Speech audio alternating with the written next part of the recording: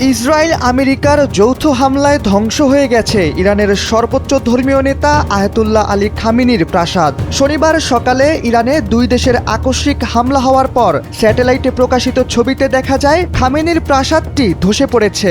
এটির চারপাশ কালো হয়ে আছে, বোঝা যাচ্ছে সেখানে বড় ধরনের বিস্ফোরণ ঘটেছে। আমেরিকান নিউজ নামের এক পশ্চিমা সংবাদ মাধ্যম লিখেছে, মিলিটারি ইনফরমেশন নামের একটি টেলিগ্রাম চ্যানেল থেকে খামেনির প্রাসাদ ধ্বংস হওয়ার ছবিগুলো সামাজিক যোগাযোগ মাধ্যমে ছড়িয়ে পড়েছে। সংবাদ মাধ্যমে বলা হয়েছে, খামেনির প্রাসাদ গুঁড়িয়ে পড়লেও সেখানে তিনি উপস্থিত ছিলেন না। নিরাপত্তার কথা ভেবে তাকে অনেক আগেই প্রাসাদ থেকে সরিয়ে নেওয়া হয়েছে। এছাড়া আরও কয়েকটি সংবাদ মাধ্যম জানিয়েছে, আয়াতুল্লাহ খামেনির প্রাসাদে হামলা হওয়ার দিন একসাথে হামলা হয়েছে। RICL TMX, যুগের পর যুগ স্থাপনা থাকে মজবুত। ইরানের প্রেসিডেন্ট মাসুদ পেজেশকিয়ান সহ খামেনির আরও কয়েকজন উচ্চপদস্থ সামরিক কর্মকর্তা ও মন্ত্রীদের বাড়িতে।